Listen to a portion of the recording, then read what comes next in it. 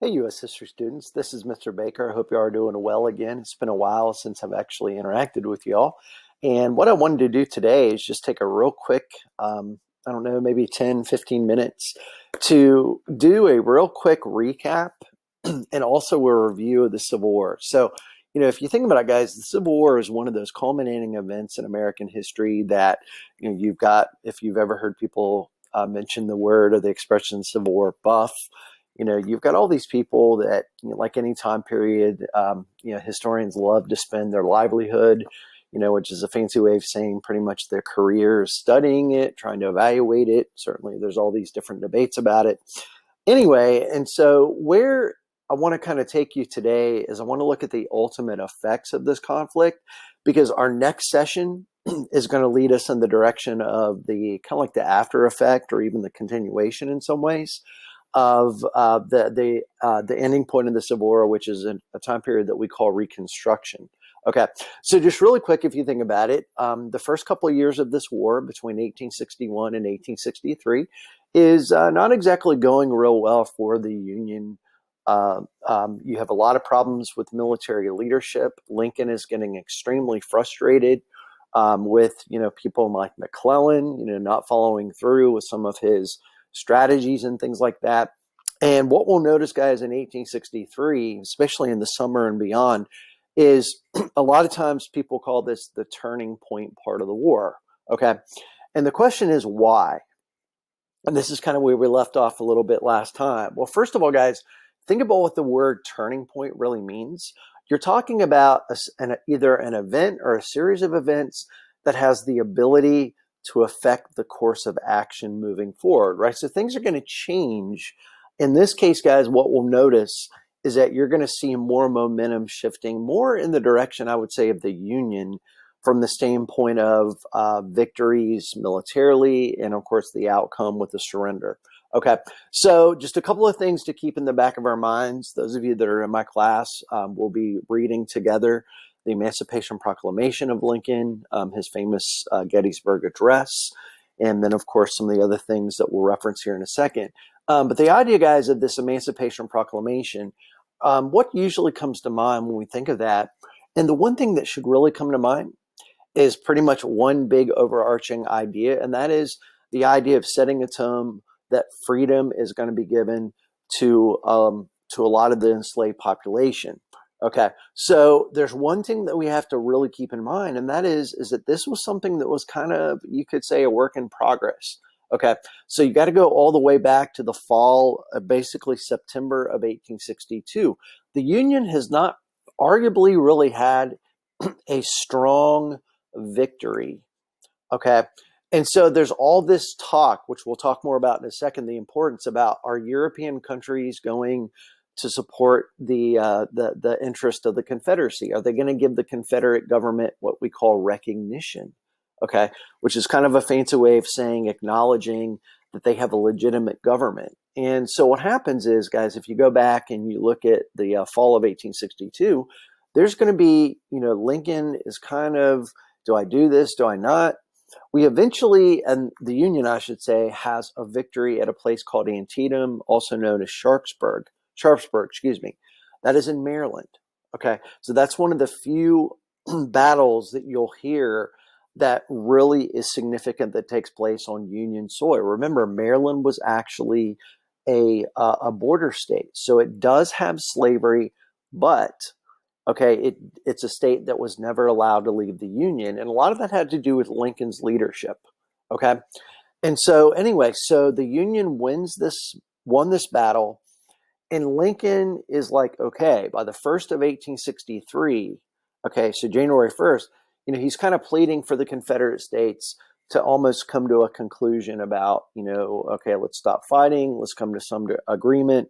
And the 1st of January of 1863, what do we notice? Lincoln issues his famous Emancipation Proclamation. Now, there's a lot of uncertainty about this, guys, but the one thing that's very important to keep in mind is that this Emancipation Proclamation does not apply to the border states. Okay, so it does not free slaves that are currently in places like Maryland, Delaware, Kentucky, and Missouri. Okay. And so this only applies to the states that are in rebellion, right? So the Confederate states. A lot of people, if you're not careful, guys, are very quick to get that a little bit mixed up. Okay. And so that's a big deal, right? So a lot of these European nations, Britain, et cetera, they've already basically made it clear that, they've ended slavery, or at least they've emancipated. Therefore, you notice that these European nations do not give recognition to the Confederate States. There's a case to be made, guys, historically, that this Emancipation Proclamation is as much in some ways as what we call a foreign policy statement as it is a domestic effect statement. Okay. And what I mean by that is, guys, think about foreign policy, the relations that we have with, of course, countries outside, the United States. Okay. All right. So we notice more victories in the East and the West. Okay. Remember, Ulysses S. Grant becomes that famous general in the West that eventually Lincoln, having gone through all those headaches of the early part of the war, he finally makes the point. He says, hey, this is my guy. I'm going to move forward. As a result of that, guess what? We're going to keep him in charge. And so, as we'll see here in a second, guys, Grant is going to also have a lot to say about how to bring this war to a decisive conclusion. Okay. Momentum shifts to the Union. Okay. We do have a couple of big battles that I'll reference very quickly in the early part of July of 1863. One of them is going to be the Battle of Gettysburg, which is in southern Pennsylvania. So keep in mind the Eastern Theater or Campaign. The other one is going to be the famous Battle of Vicksburg. Okay. Gettysburg, as a lot of you guys know, is going to be a very, very big battle. It shifts the momentum to the Union Army, you could say, in the East. There's a lot of heat, you could say, that Lee takes for this outcome. Lee is very humble in that he assumes a lot of the responsibility. And guys, you can make a really strong argument that you don't see a lot of real strong Confederate victory after this. Are there going to be some? Sure. Okay. But they're not going to be anywhere as close to some of the earlier battles that we saw between 1861 and 1863. Okay. This is where Lincoln's leadership, guys, is going to be extremely important. Okay. Because the Gettysburg Address, which is only about 272 words, is one of the most interesting, fascinating, and perhaps important statements in the history of the American presidency. Okay, because guys, if you've not read it, it's worth reading. If you're in my class, we'll read that together and kind of discuss it. But if you think about it, guys, that 272 words, there's a big question out there, which is, could Lincoln really have conveyed, a better stance on this? If he had, and it's a speech, right? He's dedicating the battlefield that's already been fought and the dead there. And he's basically there to dedicate this battlefield. And here it is. Lincoln, guys, is basically, in 272 words, he's done a remarkable thing in kind of summarizing America's history, the vision, the focus on freedom and all those things. One historian, or at least several that I've read, have actually concluded that when you're looking at the idea of what Lincoln is getting at, is that, this experiment of America is special, and therefore it needs to be held on upon and also followed through with. Okay. So that's one reason why, guys, if you go back to Union, that Union that goes way back, to about the time of the American Revolution, is not worth setting aside. Okay. One last thing before we wrap this up, guys, in a few minutes, is a lot of people ask the question, well, what's going to be the effect of all this on African-American participation in the Civil War? And the answer is, guys, is a lot. Okay. So if y'all remember, who's probably the most influential of African-Americans in this time period? And I would put my money on the famous gentleman that you all probably are aware of, Frederick Douglass. Okay. He's in the office of Lincoln several times. They're talking. It kind of almost mirrors what you would have seen about 100 years later with Martin Luther King Jr. and Lyndon B. Johnson in the early 60s. Okay, with civil rights issues like voting and other things like that. And so, guys, from what I understand, Douglas was like, you need to really make it clear that, these African Americans need to be able to participate in this conflict. Okay. And that was, you would think, well, that's an open and shut case. But for a lot of people, Lincoln to an extent included, it's not. Okay. But, you're going to have thousands, okay, of African Americans that actually serve in this conflict. Now, keep in mind, they are going to be in segregated units. That will not change until I think it was the Korean War, where we really see that first pretty significant wave of desegregated military. And I would say that when you're looking at the outcome, very important, okay, to the victory of the Union. Okay, so let's fast forward the clock to 1864. Why is Lincoln concerned about 1864? It's an election year. Okay, so you're looking at the idea, guys, of Lincoln actually, and we'll look on one of the next slides, but Lincoln is not sold on his victory. Okay, and so you'll notice, guys, that you're seeing, we don't know this back then, but now we have hindsight on our side being 2020. You're noticing, guys, momentum again is shifting. The Union is having some pretty significant victories, especially in the Southern campaign and also in the East. The West is mostly, under control at this point in time from the Union point of view. And so what do we notice? We're noticing that Lincoln's election in 1864 is actually going to happen. Okay. Partly because of the battle outcomes that we'll look on the next slide. Okay.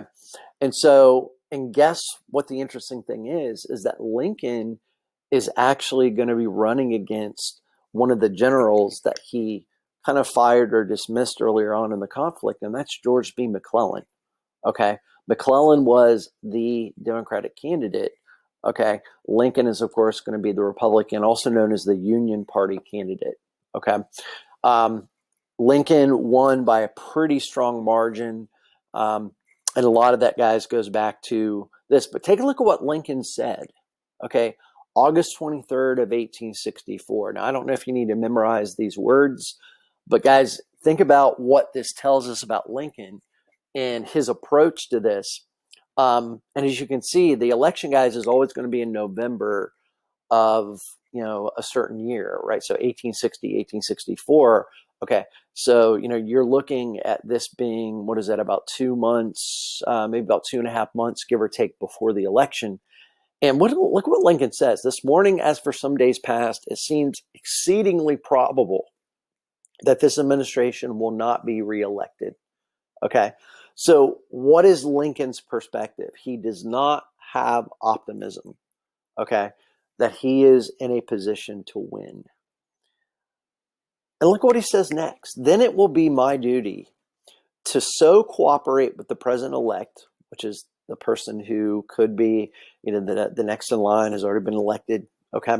So as to save the Union between the election and the inauguration, as he will have secured his election on such ground that he cannot possibly save it afterwards. Okay. So what gives Lincoln eventually, guys, this victory? And if you take a look here, guys, you'll notice that when Grant, all right, so I'm kind of dancing around with a lot of names here, guys, but when Grant is eventually going to be appointed by Lincoln to be pretty much the head of the Union Army, he goes back, if you can look at my cursor, guys, Grant goes back to the Eastern Campaign, and he has really one objective. And that objective is to basically force Lee to surrender. Okay. Now, if you think about it, who have we talked the most about in the Confederacy? It's been Lee. It has not been Jefferson Davis, who, by the way, was the president of the Confederacy. Okay. It's been Lee. And oh, yeah, by the way, Lee actually tried to resign his post as general. And, during the war, out of frustration or whatever. And Jefferson Davis says no. But here's the point I want to make, guys. Grant is keen enough to understand the importance of Lee to the cause of the Confederacy. Okay. So basically, he's like, if I can force lead a surrender, which eventually does happen, as you can see at Appomattox, guys, which is right there, then you know what? We're going to eventually have a Confederate victory. There's a problem, though. The problem is you don't have the control of the southern states below Virginia. Okay, that's where he's going to leave William Tecumseh Sherman in charge. Okay, so guys, check out what's happening. So you're noticing Grant in the Eastern campaign here in Virginia mostly is making some progress. But guys, the way that this happened, I mean, the total war strategy that both of these men are going to implement is going to have tons of casualties. And a lot of you guys are thinking, well, man, that's going to be mostly Confederates. And the answer is there was a lot of Union soldiers. I don't know if any of you have heard the story before, but one historian put it like this: the Battle of Cold Harbor, which is right there. So it's in the summer of the pre-election of the election year of Lincoln's second term. Okay. But anyway, historian told this interesting story that according to records, you could walk from one end of the battlefield to the other one, and you would be up to your knees in the blood of not Confederate soldiers, but Union soldiers. Okay. And a lot of people think that that's brutal, right? Why use that tactic? And while it was controversial, I think as what we take from that is that Grant understood that you have to be able to have Lee surrender. Okay. Which is where the end of the Civil War, of course, is going to happen.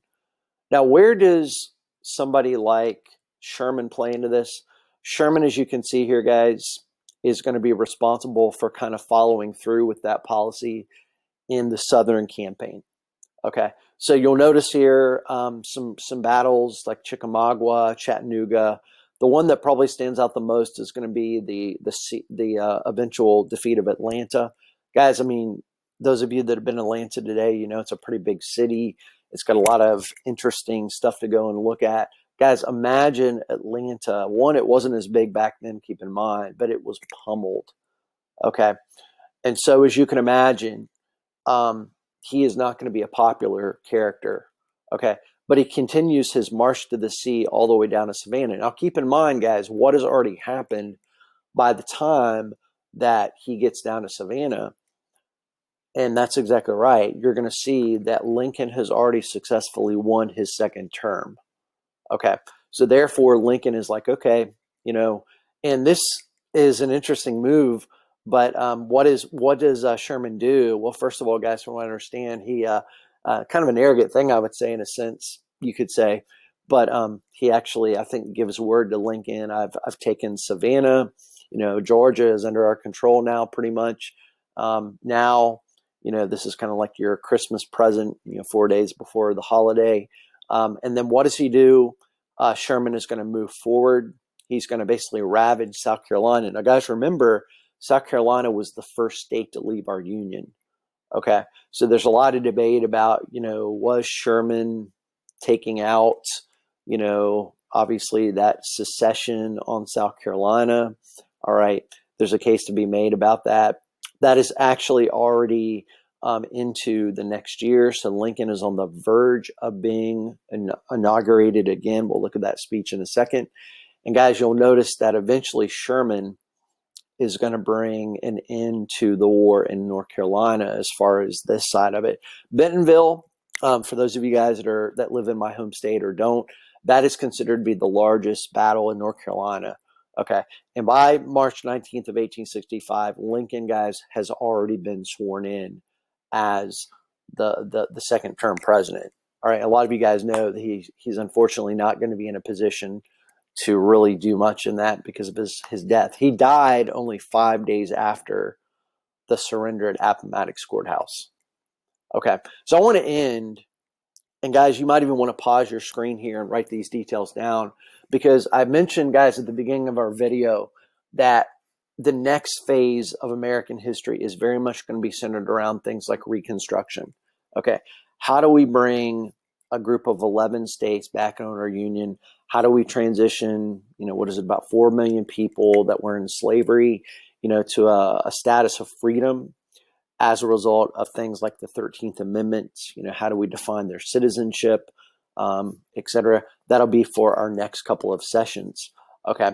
But you'll notice, guys, that this war has, I think, a lot of consequences on the North and the South.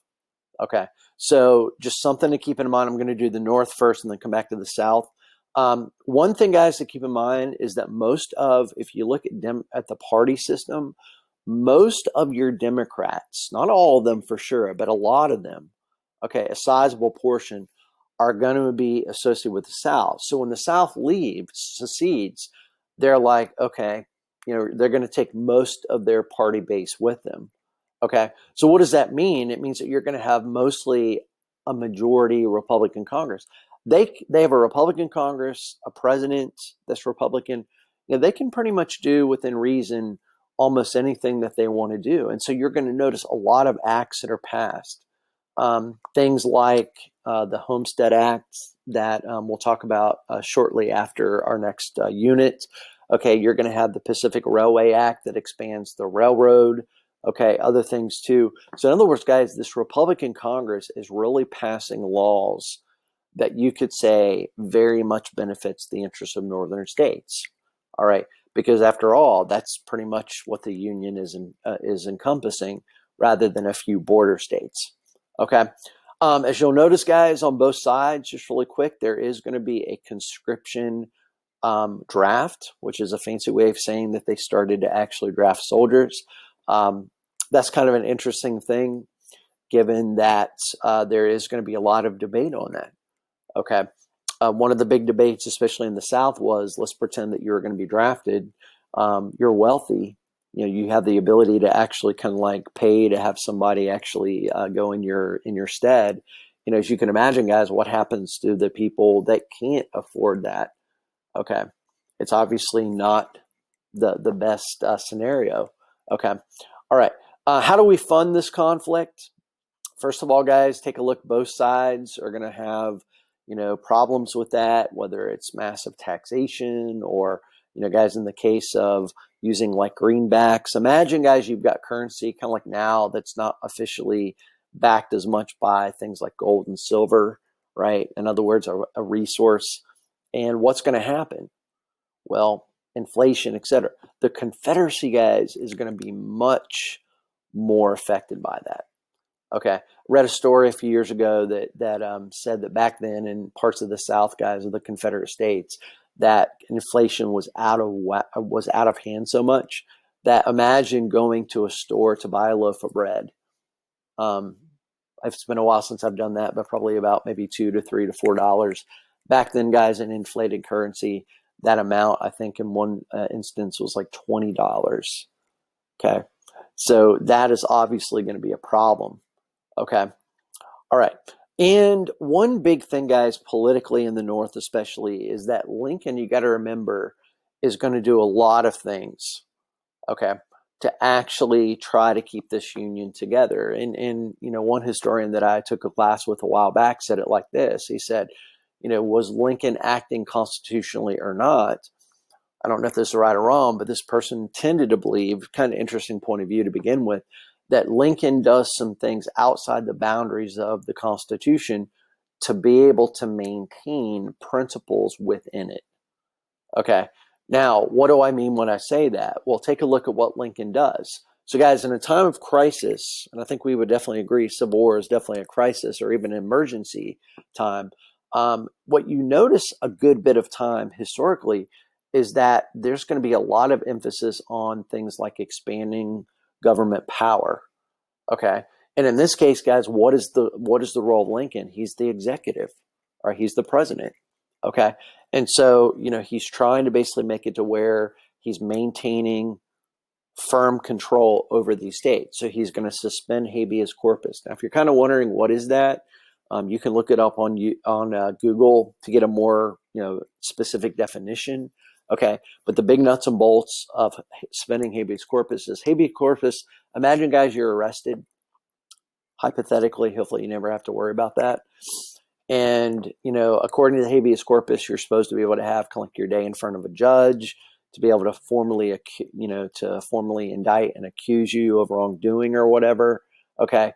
What's the one thing, guys, that you find if you suspend that?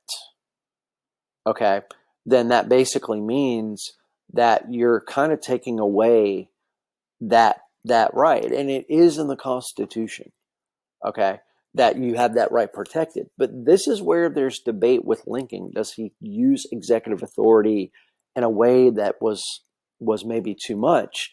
And the Constitution says that it can be suspended. Now, this is where it gets to be a kind of an interesting detail because, in a time of rebellion, okay, but there's a school of thought out there, guys, that should not be done, really at all. But more importantly, beyond that, is it a congressional power?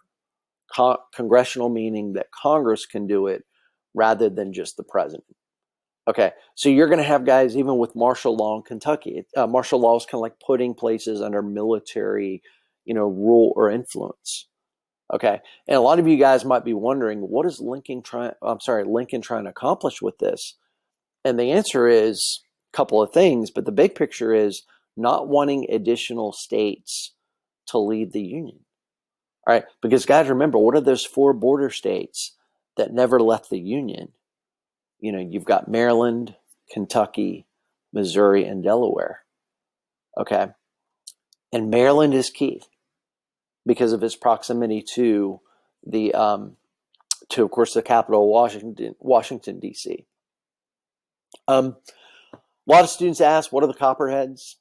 Well, these are not technically snakes, but that's how they got their name. This is a group of Northern Democrats. Again, there were some that stayed. Okay, they were not pro-war. Okay, so they're going to be like, nah, let's not fight this war. It's too costly. It's got costly from the standpoint of money, and also costly from the standpoint of lives. All right, amongst other things. Okay, all right. So the Confederacy, states' rights fails. Guys, imagine, you've got this Confederacy that's kind of like a fancy way of saying a loosely knit group of states. Okay, so these states have more autonomy. And so therefore, guys, what we notice is that, again, if you ever watch the crash course, one of the crash courses on the Civil War, the one interesting detail John Green brings up is that you've got this concept of a plural America before this war begins, and the idea of a more individual America, right? And John Green uses the expression, is it correct to say that the United States is or the United States are? Okay. Well, the is a more unified group of states, right? That are not kind of on their own and looking at their own interests entirely. They're looking at it more of an individual interest if the U.S. is. Are, okay, is basically the opposite. Okay. So anyway, so it doesn't work out the way that some people envisioned. Okay. No recognition from Britain and France. Very important, guys, that you catch up on this, because guys, think of it like this. I know in honors and standard we didn't study the American Revolution, but in AP we did. But guys, the big picture is, remember the Revolution. Recognition. Okay, America declares independence. Takes a little bit of time, but eventually countries like France, countries like Spain, countries like the Netherlands or Holland, what do? They acknowledge American independence and America's right to have their independence. Okay, imagine, guys, how big that was, with providing things like economic support, military support, etc. That is pretty much what the Confederacy was hoping for. Okay, and when they didn't get it, think about, guys, the impact there. Okay, they're not going to have as much support along the way. That's a really important thing to keep in mind.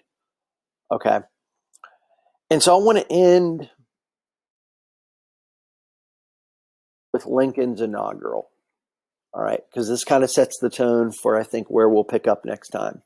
Okay, so Lincoln, guys, is one of those presidents that, I know this is the tip of the iceberg on him, but guys, I want you to think about this. And it goes beyond the question that's at the bottom here. How does this speech set the tone for Lincoln's vision of America beyond the war? Okay. Now, you got to remember, we know what happens to Lincoln on April 14th of 1865. Okay. We know that Lincoln is obviously going to be shot and killed. This point in time, nobody knows that. Okay. So look at what Lincoln says. I'm going to read the whole thing and then we'll end with this. On the occasion corresponding to this 4 years ago, all thoughts were anxiously directed toward an impending civil war. All dreaded it, all sought to avert it. While the inaugural address was being delivered from this place, devoted altogether to saving the Union without war, insurgent agents were in the city seeking to destroy it without war, seeking to dissolve the Union and divide effects by negotiation. Both parties deprecated war, but one of them would make war rather than let the nation survive. And the other would accept war rather than let it perish, and the war came. This is probably the next part of it, guys, the most well-known of this address. With malice toward none and with charity for all, with firmness in the right as God gives us to see the right, let us strive on to finish the work we are in, to bind the nation's wounds, to care for him who shall have borne the battle, and for his widow and his orphan, to do all which may achieve and cherish a just and a lasting what? Peace among ourselves and with all nations. Okay. Now, guys, let's go back to that question that I posed just a moment ago. What does this give us a clue about? Well, first of all, guys, he does not mention shame on the Confederacy. He doesn't say, okay, we need to praise the Union effort. He doesn't say, let's praise the Union fallen soldiers more than Confederacy. He doesn't do that. Okay. The word charity there is significant. But guys, if you think about it, this war is not over yet. Okay. It is going to be within about a month and 5 days. Okay. So I want you to think, if you're Lincoln, guys, and at this point in time, I think it's probably pretty safe to say that this war is going to be a Union victory or outcome. We don't know when. But the question is, guys, if you're Lincoln, how do you put this nation back together? All right. I think all of you are familiar with the story of Humpty Dumpty, right? Where, you've got, this thing that's broken. And how do you put it back together, right? This country that's, in Lincoln's vision, been in a state of rebellion, guys. How do you transition people to a state of freedom? How do you bring states that have left, been out of the country for 4 years? How do you reconcile the interests of people? I'll give you a perfect example. Remember in the 1850s, that famous Brooks Sumner incident where Charles Sumner didn't get beat to death, but he got beat with a cane very severely, guys. He is still in Congress. How do you develop a sense of forgiveness? Okay. And also a willingness for people to be accepting so that we can have a nation that's unified again. Okay. And the answer is, first of all, it's going to be really tough to do. And more importantly, guys, Lincoln is setting the tone as president. Okay. So I want you guys to think, what lessons do you think were learned from this conflict? Okay. And more importantly, for our next time, okay, what things do you think really define, okay, the way that America needs to progress to be able to get back to a status, or at least to reestablish it? Historian Eric Foner wrote a really interesting book about the period that comes after the Civil War, about Reconstruction, that he refers to as, and it's very thick, but I've read bits and pieces, but if you ever had a chance to read it, I've heard it's really good. But anyway, but this gentleman makes the argument and that the Reconstruction time period was America's unfinished revolution. I want to pose that question to you guys to think about as we transition the next week. Okay. I thank you for your time. Hope you all guys had a good session. I know that I did. And as always, feel free to send me an email at bakerd@franklinecounty.org. Otherwise, I will look forward to seeing you next time. Stay safe. This is Baker's Backyard or Baker's Corner. And I hope you all had a great session, and take care. Bye-bye.